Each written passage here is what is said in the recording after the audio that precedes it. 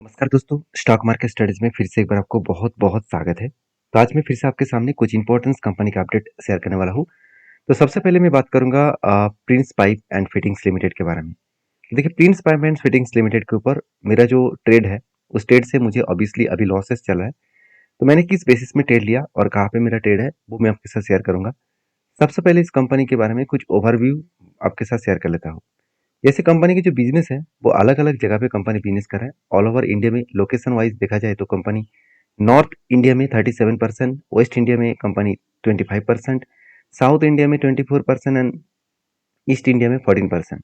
Overall अच्छा खासा यहाँ पे इन्वेस्टमेंट देखने को मिला। अभी इस कंपनी के जो मार्केट शेयर है उस हिसाब से बात करूँ, आप खुद ही देख सकते हैं पाइप एंड फिटिंग्स मार्केट में कंपनी का कुछ खास ग्रोथ नहीं है। मगर पाइप्स मार्केट शेयर में कंपनी अर्बन इंडिया में, मतलब अर्बन एरिया में कंपनी 50% मार्केट शेयर लेकर रखा है।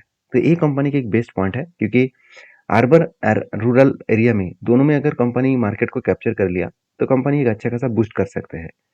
तो मुझे लगता है कंपनी का अभी से शुरुआत है, क्योंकि कंपनी का मार्केट कैप 7,000 करोड़ के आसपास है। कंपनी के बेसिकली कंपनी का जो सबसे इंपॉर्टेंट मुझे जो लगा, कंपनी का रिजर्व 106 करोड़ से 1400 करोड़ तक कंपनी का रिजर्व देखने को मिला। अभी बोरिंग्स के बारे में बात करें तो 300 करोड़ से कंपनी का बोरिंग्स घट के 130 करोड़ हो चुके हैं। कंपनीज के ऊपर अगर इन्वेस्टर के मतलब इन्वेस्टमेंट के बारे में बात करूं तो यहाँ पे देख सकते हैं 38 करोड़ के आसपास इन्वेस्टमेंट इस बार किया गया। तो अदर्स एसेट में कंपनी के ऊपर 1200 करोड़ के आसपास कंपनी के अदर्स एसेट देखने को मिला। तो सब कुछ मिलाकर एज ए इन्वेस्टर, प्रोमोटर से लेकर एफआईडीएस पब्लिक, हर किसी के पास यहाँ पे इन्वेस्टमेंट देखने को मिला है। तो मुझे लगता है बेस्ट तरीके से यहाँ पे सिचुएशन बना, उस सिचुएशन के बेसिस में कंपनी आगे बढ़ सकते हैं। और सबसे इम्पोर्टेंट पॉइंट है कंपनीज के ऊपर, अगर कैश फ्लो को चेक किया जाए तो आप देख सकते हैं कंपनी के जो फिक्स्ड एसेट परचेज में कंपनी इस बार 194 करोड़ के आसपास फिक्स्ड एसेट को परचेज किया, जो आज तक की सबसे हाईएस्ट फिक्स्ड एसेट है। इस सारे सिचुएशन को देखते हुए मैं एक जरूर जरूर बात कहूंगा कि कंपनी के ऊपर एक पॉजिटिवली ग्रोथ यहाँ पे देखने को मिला है। उस बेसिस में कंपनी आगे बढ़ने का दम रखेंगे।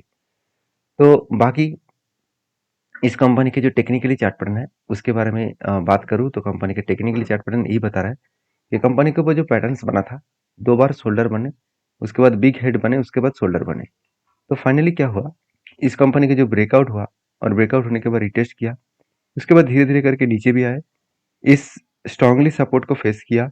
अभी देखिए ऊपर जाने की कोशिश कर रहे हैं, मगर ऊपर नहीं जा पा रहे हैं। क्यों? क्योंकि कंपनी के 200 डेज जो मूविंग एवरेज है, इस लेवल बहुत स्ट्रांगली इसका रेजिस्टेंस है। इस रेजिस्टेंस को यहाँ पे ब्रेक करने का कोशिश किया, फेल हो गया। फिर से ब्रेक करने का कोशिश किया, फेल हो गया।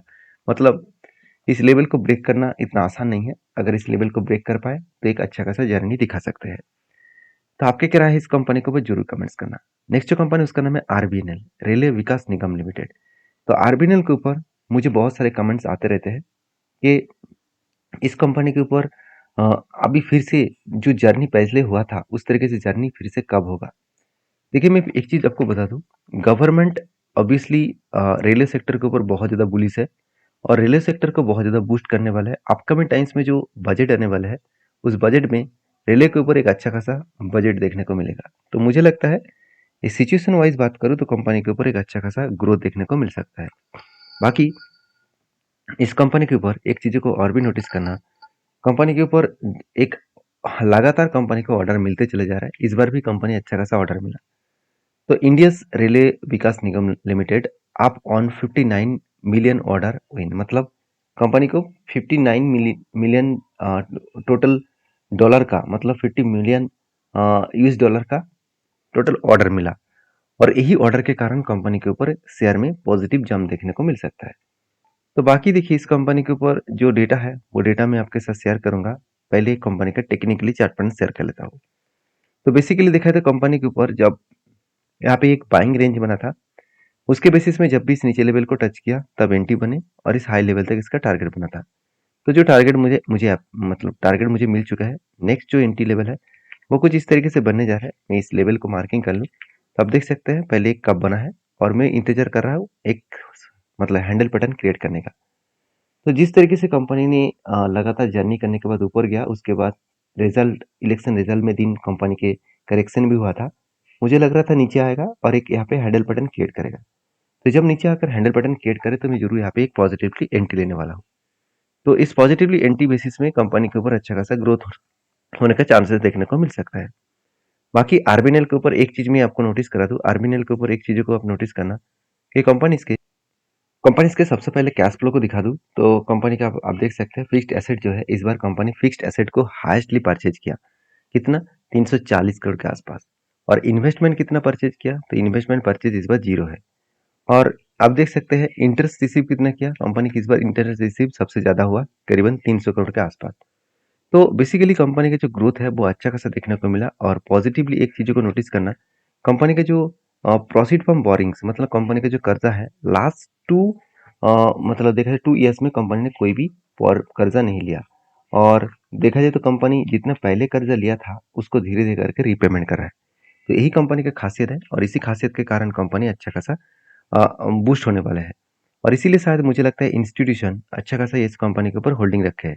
जैसे म्यूचुअल फंड ने लास्ट 3 मंथ्स में, फरवरी month, March month and April month, इस तीनों मंथ में अच्छा खासा यहाँ पे क्या किया, बाइंग की। और इस तीनों मंथ में अच्छा खासा यहाँ पे बाइंग किया गया, जिसके कारण कंपनी के ऊपर अच्छा खासा एक पॉजिटिव जर्नी मिल सकता है। तो मुझे लगता है इस कंपनी के ऊपर एक अच्छा खासा बूस्ट देखने को मिलेगा। और इस कारण की वजह से कंपनी के ऊपर एक अच्छा खासा जर्नी भी देखने को मिल सकता है। बाकी आपकी क्या राय है जरूर कमेंट्स करके बताना। नेक्स्ट जो कंपनी उसका नाम है हिंदुस्तान एरोनॉटिक्स लिमिटेड। तो हिंदुस्तान एरोनॉटिक्स लिमिटेड के ऊपर मैं पहले भी बहुत सारे वीडियोस बना के आपके साथ शेयर किया हूँ। सबसे पहले इस कंपनी के ऊपर कैपेक्स के बारे में चर्चा करूंगा। उससे पहले कंपनी के ऊपर कुछ कुछ गुड न्यूज आपके साथ शेयर करूंगा।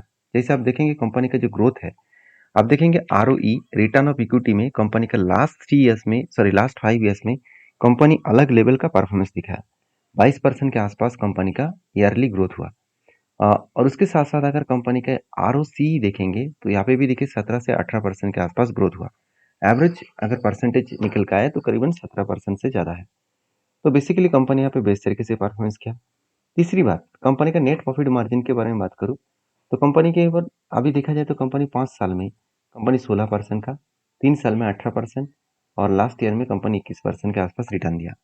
देखिए सॉरी, 21% के आसपास कंपनी का नेट प्रॉफिट मार्जिन बढ़ता हुआ देखने को मिले। तो हर दिशा में देखा जाए तो कंपनी बेस्ट तरीके से परफॉर्मेंस किया।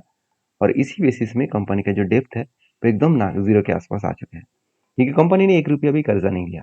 अगर देखा जाए तो कंपनी के ऊपर डेप्थ ऑफ इक्विटी जीरो है, क्योंकि कंपनी के पास जो कर्जा है वो एकदम ना के बराबर है। क्योंकि आप खुद ही देख सकते हैं कंपनी का डेप्थ जो है 0.35 करोड़, मतलब 35 लाख के आसपास।